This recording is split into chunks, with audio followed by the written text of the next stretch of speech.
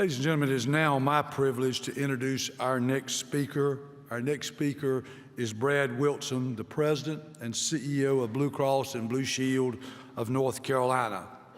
Many of you know Brad Wilson. He came to Blue Cross and Blue Shield in the mid-1990s after serving where I first met Brad Wilson. He served as a chief legal counsel for Governor Jim Hunt. Since coming to Blue Cross, Brad has served North Carolina's citizens in a number of other leadership roles other than CEO of Blue Cross. Brad, as many of you know, has served as chairman of the Board of Governors of University of North Carolina University System. Brad Wilson is a lifelong North Carolinian. He earned his undergraduate degree at Appalachian State, a master's degree from Duke, and his law degree at Wake Forest University. As all of you know, Blue Cross and Blue Shield and Farm Bureau have enjoyed a long relationship dedicated to serving the people of North Carolina, especially those of you that live in our rural communities. As president and CEO of the state's largest health insurer, Brad understands the value of the Farm Bureau Blue Cross partnership. Like me, he has deep concerns about the increasing cost of health insurance and its impact on farm families, and that is why, ladies and gentlemen, we invited Brad to join us today. Brad, we're honored to have you with us here today. Thank you for coming. Ladies and gentlemen, let's give a warm Farm Bureau welcome to Brad Wilson.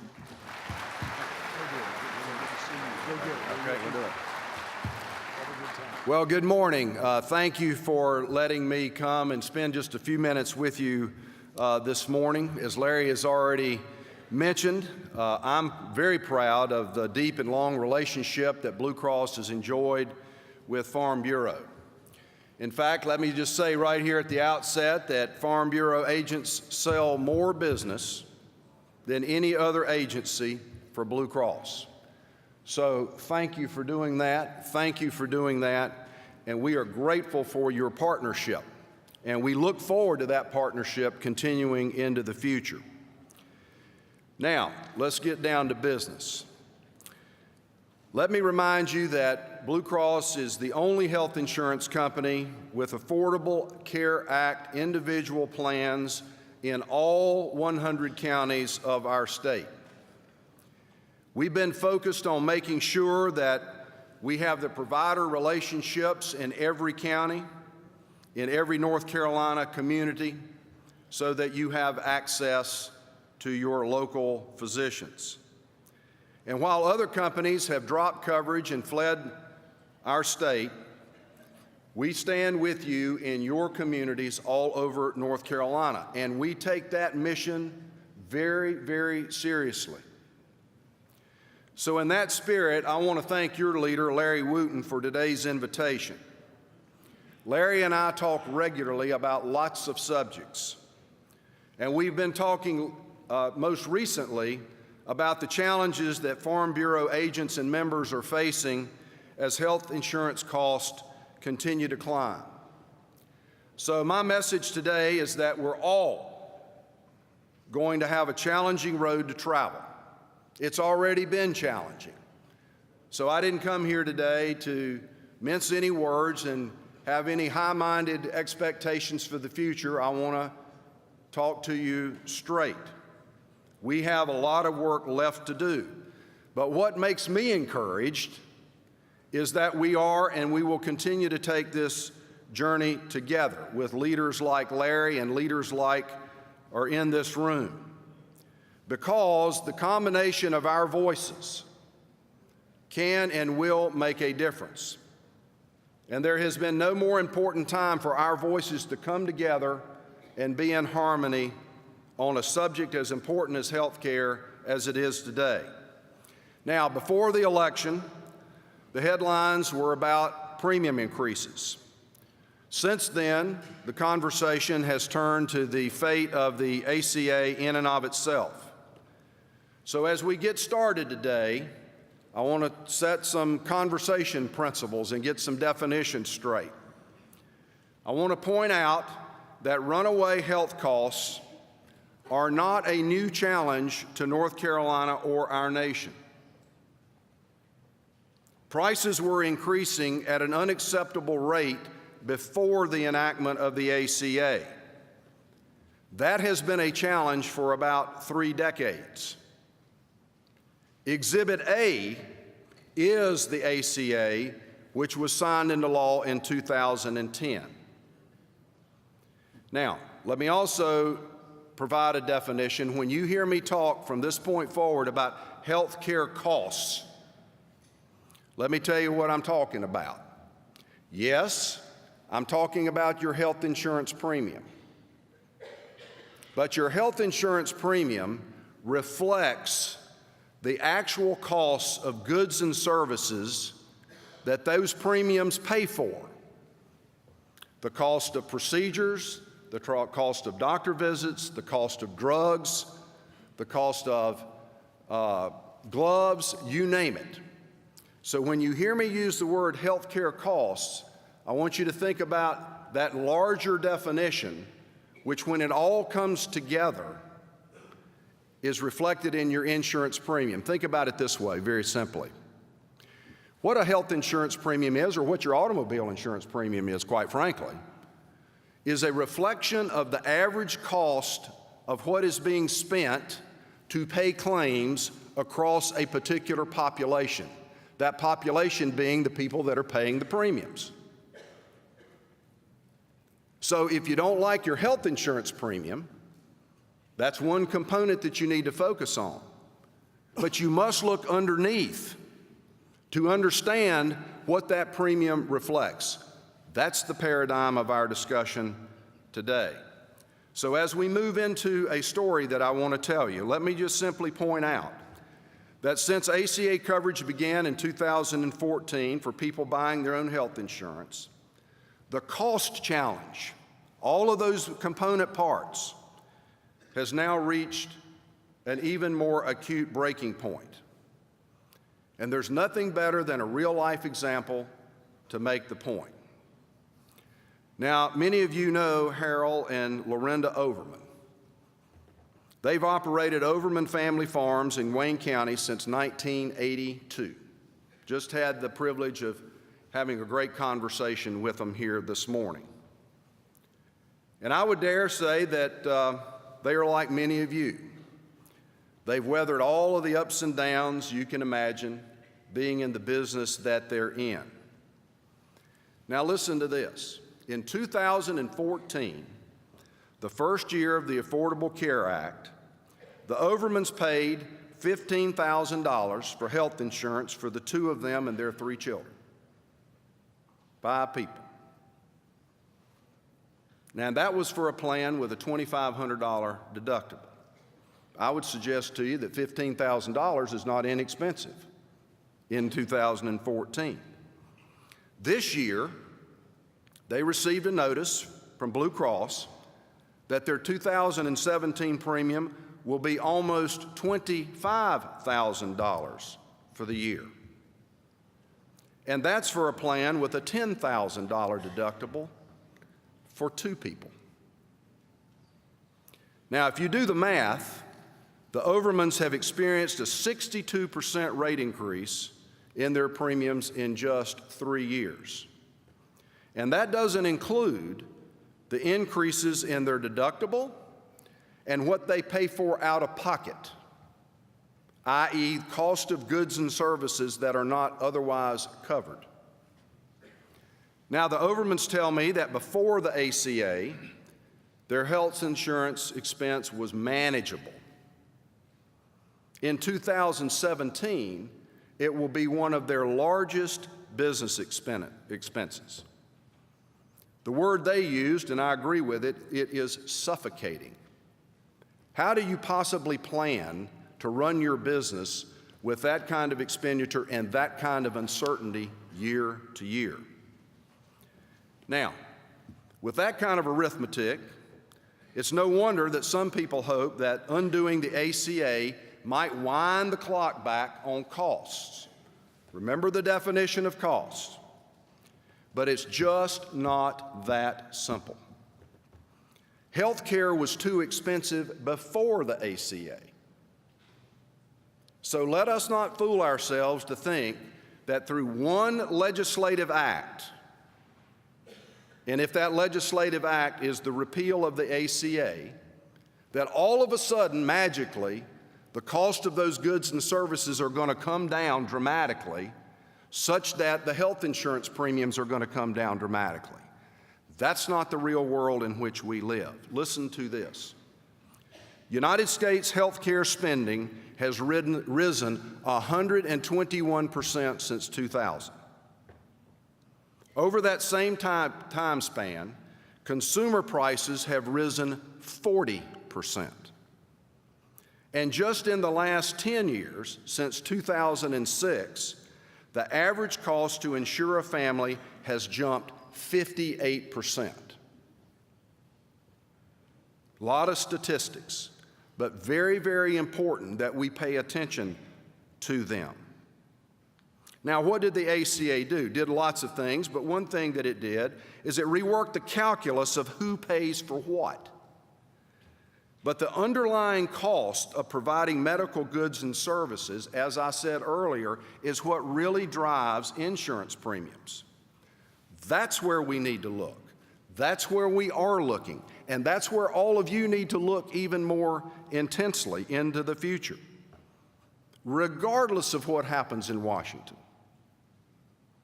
That's where the action is, and that's where the focus needs to be. Now, the Overman story is not unique, and it's a sure sign that not all is well in health care.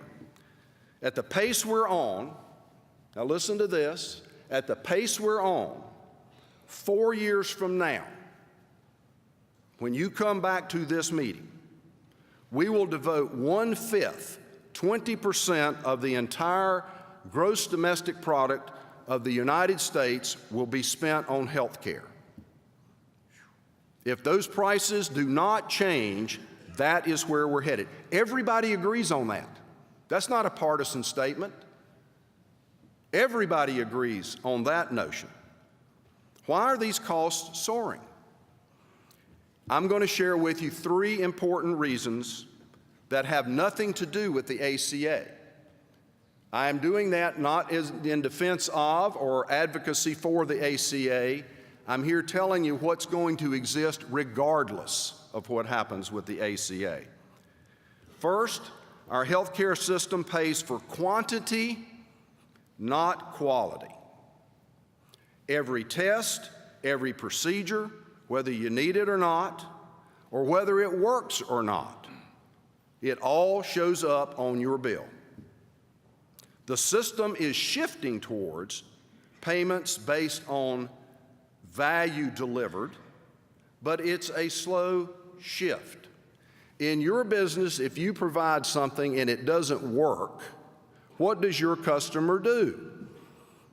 They say, I don't want to pay for that because it doesn't work. That's not the way healthcare works. You still get that bill. Secondly, the cost of prescription drugs is skyrocketing. It seems like every week we see a news story about another drug company doubling or tripling the cost of existing drugs. One most recent one was the EpiPen. You may have heard about that. Many drugs cost tens of thousands of dollars per year. Now, let me say very quickly, we all need and enjoy, and we do have better health because of the wonderful therapies that our pharmaceutical industry provides us. Thank goodness. But we need to focus and ask serious questions about the cost. Some specialty drugs for rare or chronic conditions like hepatitis C not only cost a lot, but they have to be administered in a doctor's office or in a clinic, which adds to the overall cost. Here, let me give you a couple more data points that maybe you can take home with you. Last year, in our company, specialty drug cost, just specialty drug cost, which is a small percentage of the overall spend, rose 34%. Why does your insurance premium go up year to year? Because the cost of goods and services in that one category went up 34%. Let me give you another example. Last year, total United States spending on Harvoni, which is a hepatitis C drug, a wonderful drug, Humira and Enbrel, and they treat inflammatory conditions, and you see them advertised regularly on TV. Phil Mickelson is the spokesperson for one of them. The total spending on just those three in our country hit $31.5 billion. These three drugs accounted for 7.4% of all prescription spending in the country. Compounding the problem is that drug makers keep raising prices.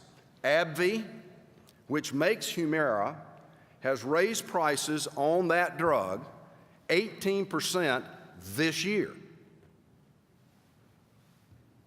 Now, let's recognize that there are and may be good reasons for that, but we all need to educate ourselves on these kinds of subjects and raise our hand and ask questions about why. Thirdly, we're seeing a wave of consolidation among hospitals and doctors. And when hospitals merge and health systems buy physician practices, there may be good reasons for that, but it limits competition and it increases costs.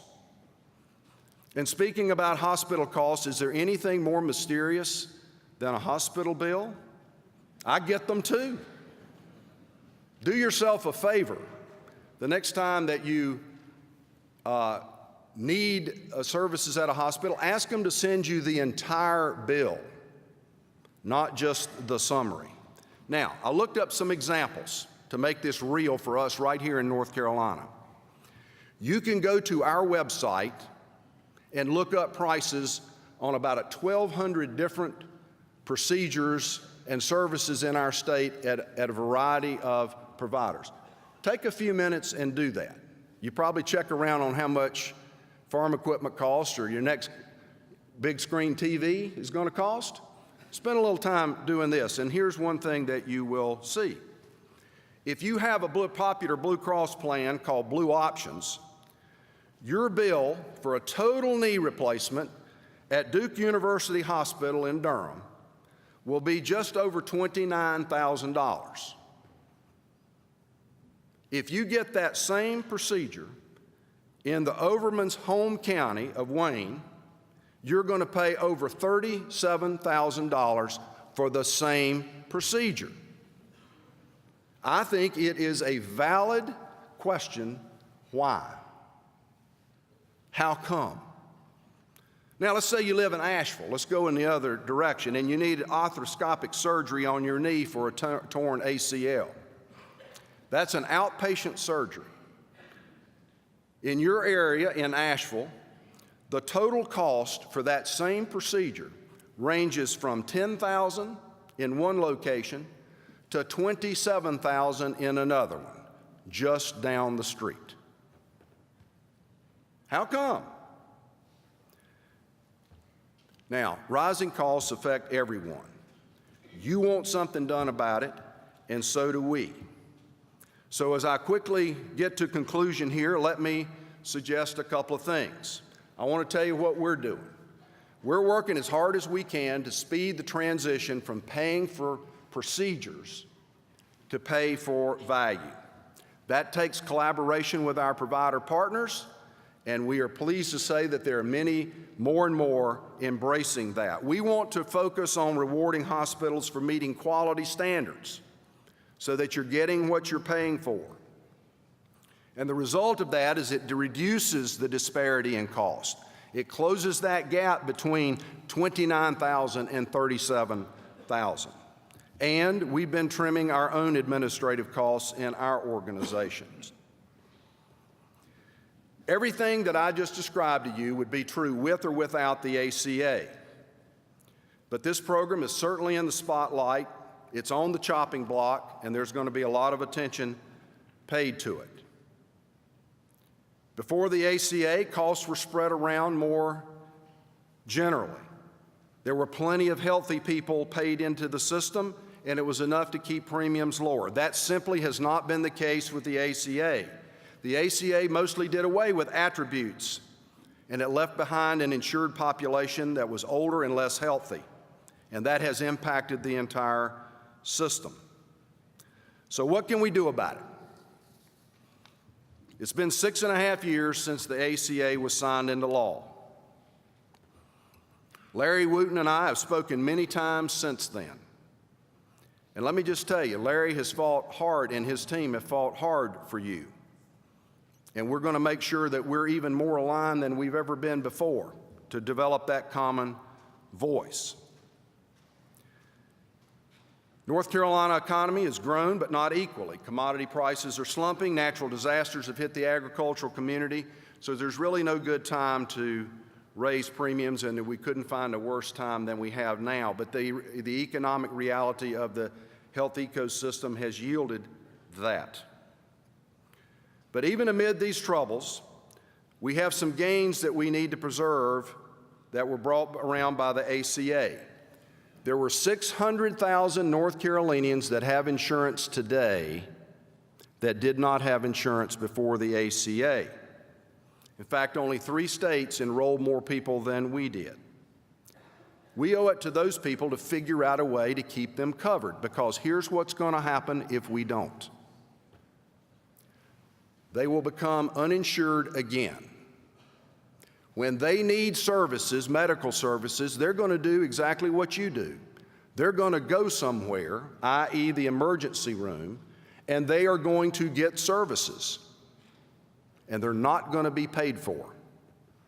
And when that happens, your providers, our providers, will be stuck with bad debt.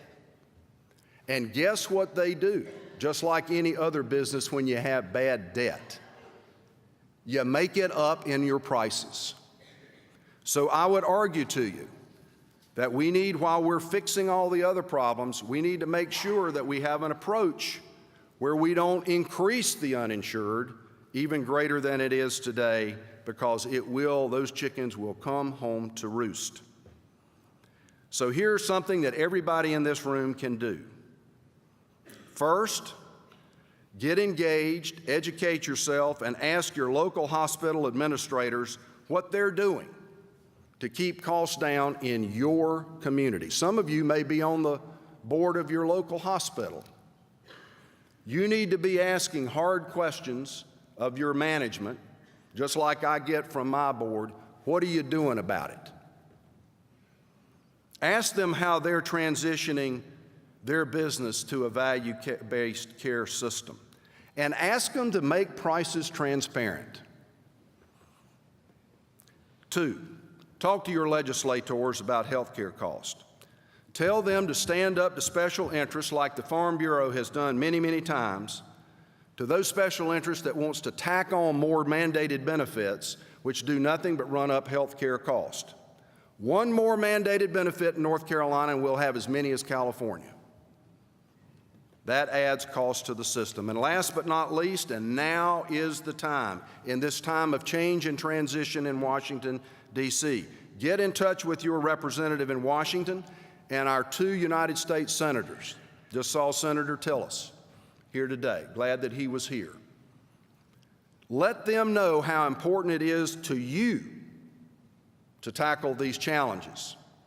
They see me and Larry, and they see these big organizations. When they see you, they see constituents in their district that are suffering the consequences. We need solutions to make health care better and more affordable for everybody. And it doesn't matter to me, and it shouldn't matter to you, who gets the credit. But we've got work to do. But I'm optimistic, because what happens when there's a crisis? What happens when there's hard work to do? North Carolinians come together. They get around a table, they roll up their sleeves, and they go to work and they solve problems. And that's what we intend to do at Blue Cross with our great partners at Farm Bureau. Thank you for your partnership, and we look forward to our hard work together in the future. Larry, thank you for letting me come be with you. Take a bottle of water. Okay. Yeah, thank you. Yeah, thank you. Someone may have a question. We got time for a couple of questions. We've got a mic out there. If someone's got a question of Brad concerning this, Henry Vines, I'll recognize you. If Henry. Here comes the microphone. You're right. Yeah, here's a mic. Jake's got a mic right here. We've got time for a couple of questions, Brad.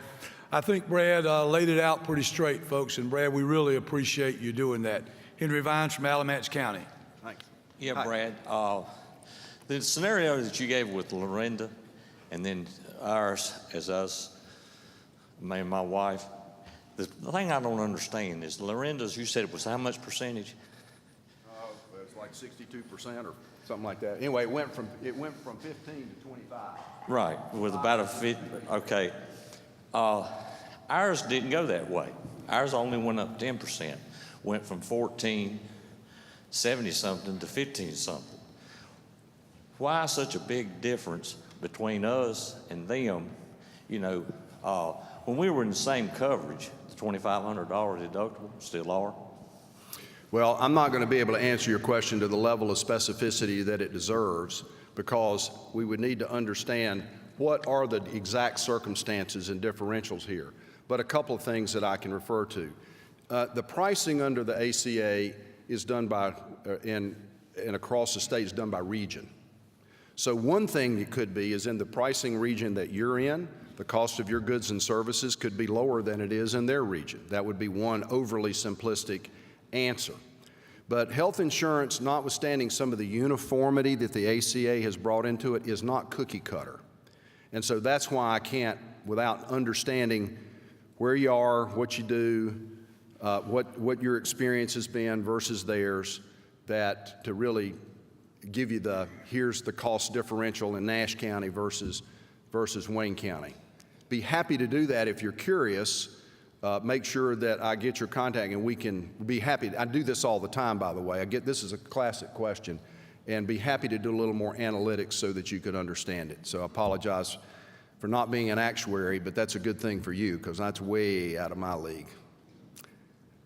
Who else? No, yes, ma'am. Mm-hmm.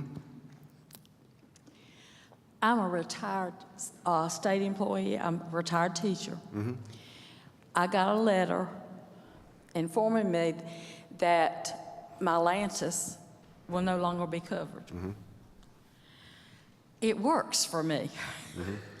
But I cannot go from paying a $45 copay to paying over $265 for a vial that can't be changed in the amount that you receive.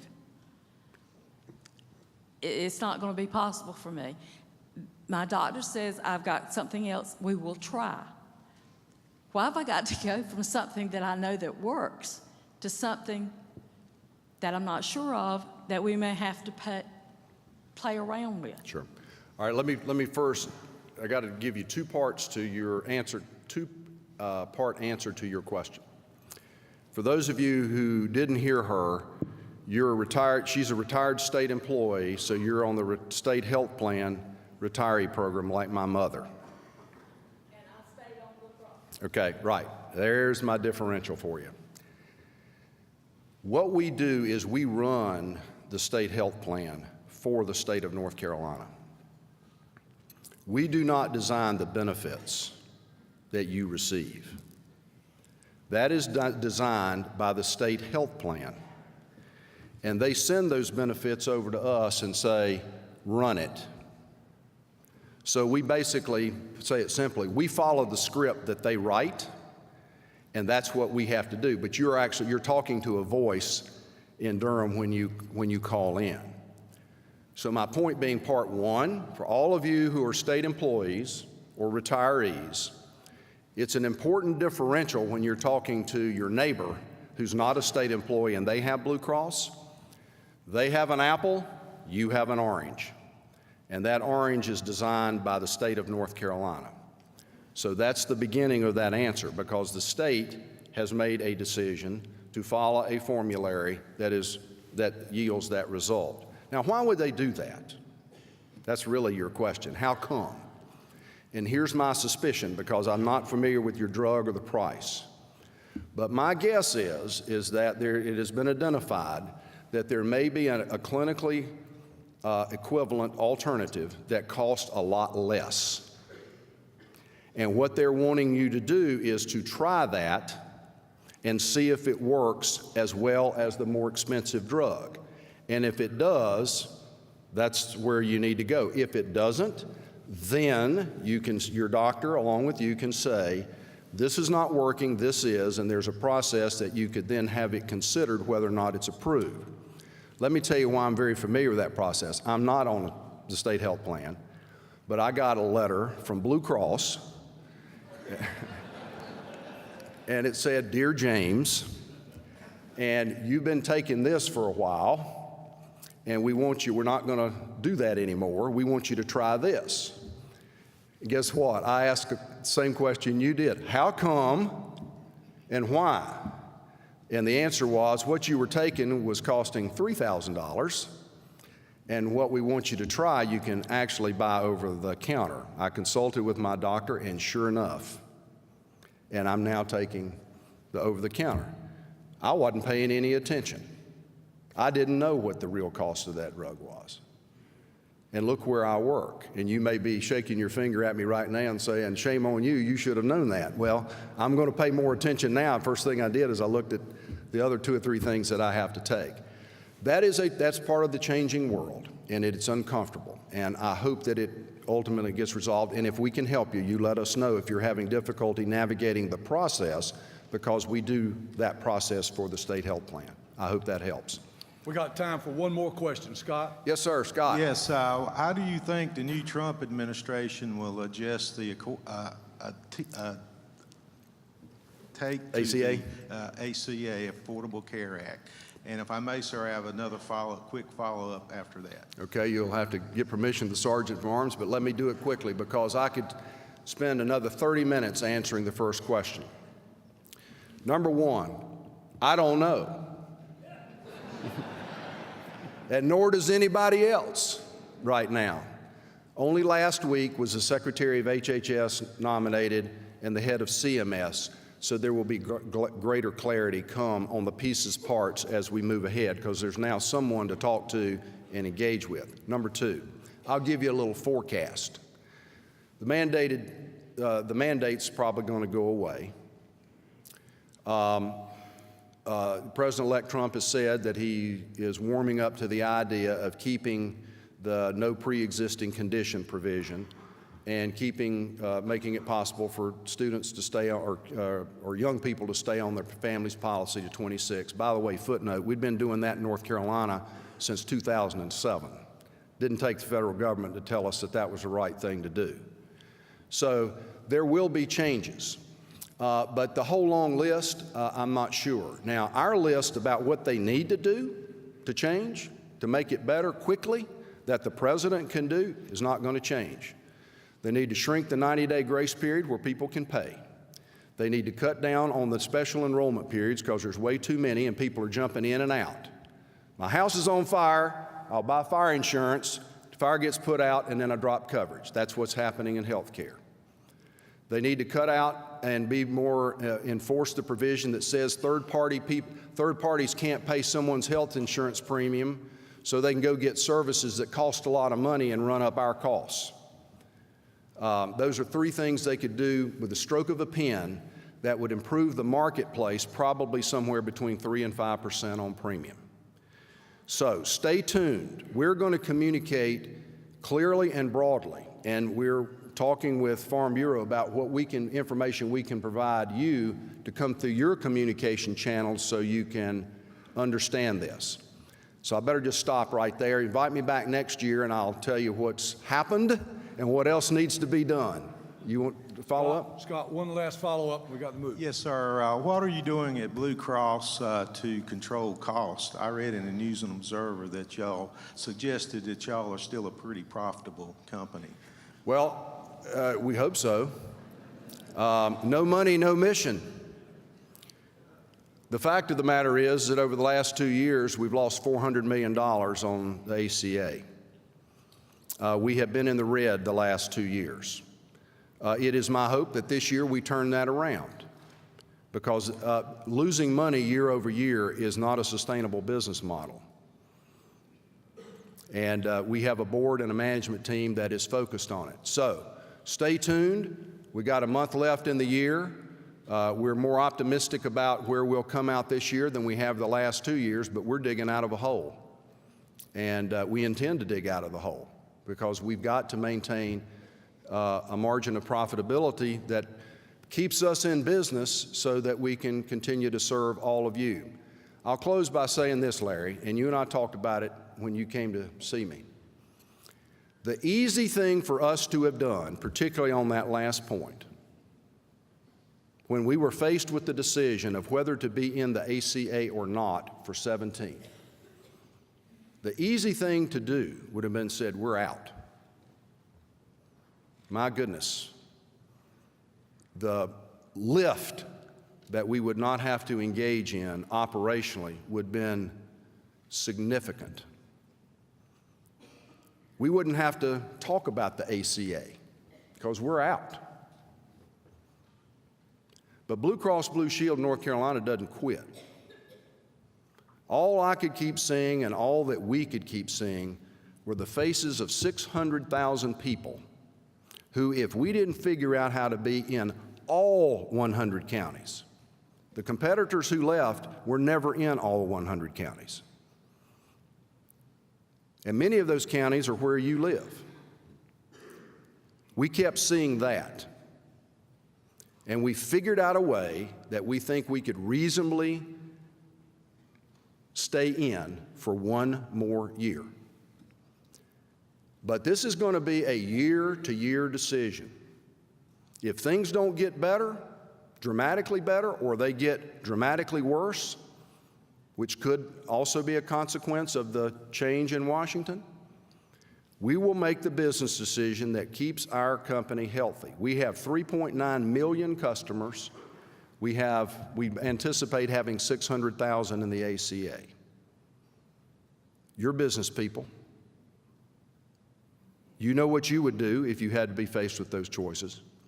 But as I leave, we have the same commitment to North Carolina and North Carolinians that you do. And we're going to do everything we can to figure out how to continue to serve all North Carolinians, and we will be able to do that with your help. Larry, thank you for letting me be with you, and I look forward to our work together.